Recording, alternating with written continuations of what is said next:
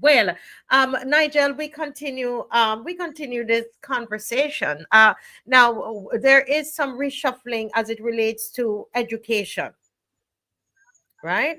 And Right. where they have Minister Kay Connie is now doing, I think it's economic affairs. That's what she's that's where they've put her. What are your thoughts about that and the way the ministries seem to be broken down into two?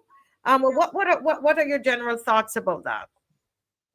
Well, when I first heard that that was the case, I was really puzzled and wondered what really is going on because it indicates that one, there is definitely a crisis in governance in Barbados, and two, that there appears to be no clear um, vision of the future of Barbados or a vision for the ministry and its role in the development of Barbados. So I think that it's confusing, to say the least. It is confusing.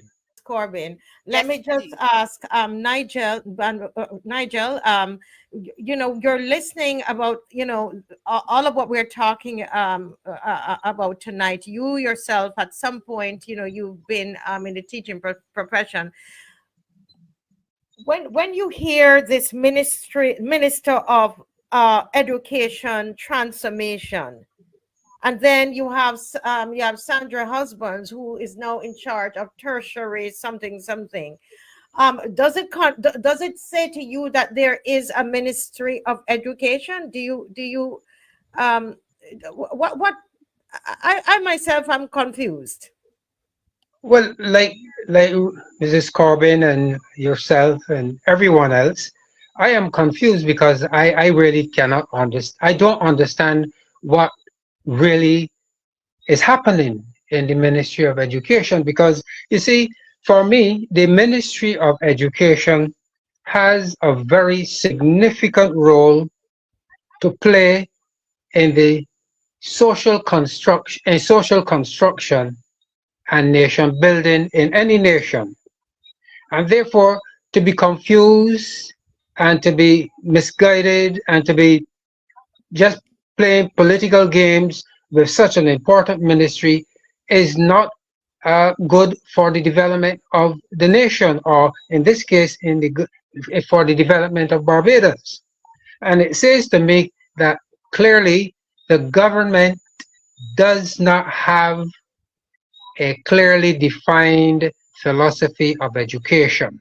Mm-hmm. The government does not have a vision of the future of Barbados, and they do not understand the significance and the role of education in social construction and nation building. For example, right now, we are going through a very difficult time in terms of crime and violence in Barbados and in the school system as well. Yes. Okay?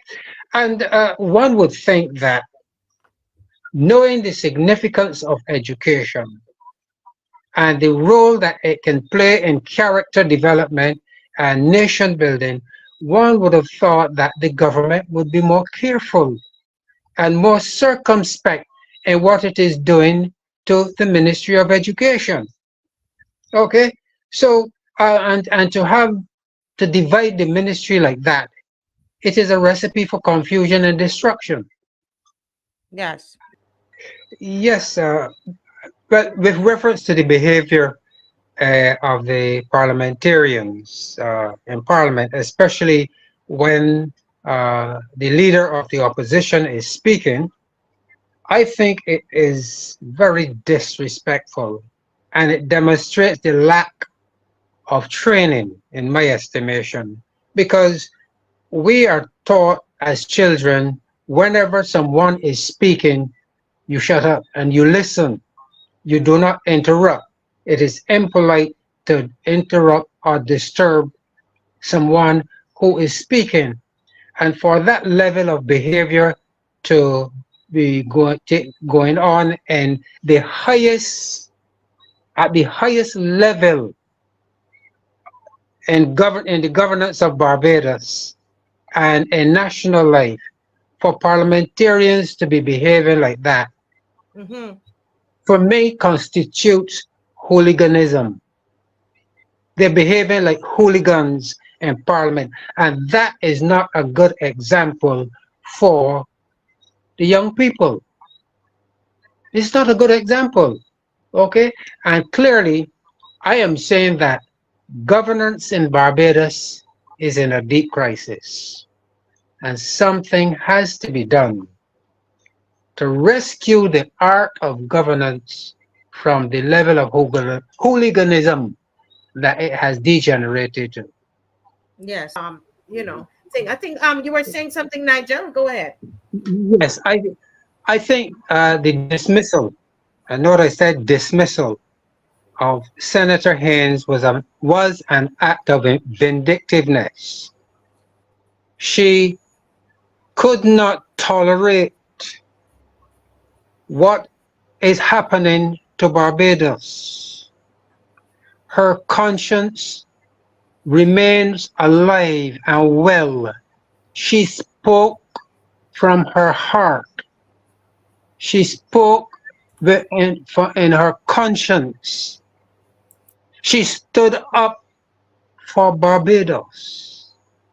And you mean to tell me that we have such a despotic leader who thinks that she has the right to run amok in Barbados and do as she please, that she embarrass, humiliate, and acted so vindictive against someone who spoke from conscience? And are we Barbadians going to continue to tolerate that kind of madness? Are we? Yes. My question is, what really is the role of governance? And shouldn't the government be concentrating on the full process of social construction and nation building?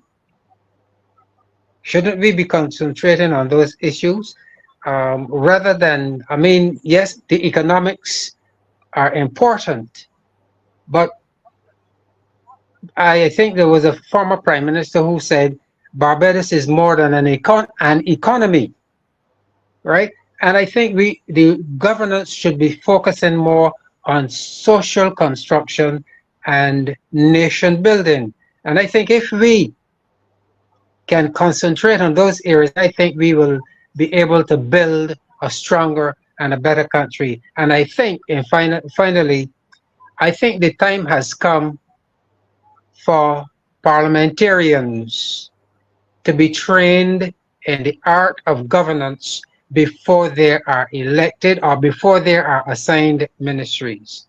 It is not about the party anymore. It is about a nation. It is about leading a nation forward towards true development. And I think all parliamentarians, rather than becoming ministers because they are a member of a political party, they should be trained for such office. And I think finally, whenever, Finally. yes, I think the prime minister or the office of prime minister, when a person is elected to prime ministership, that person should resign the role of party leader, because too much confusion arises there. Prime minister and party leader, that should be separated.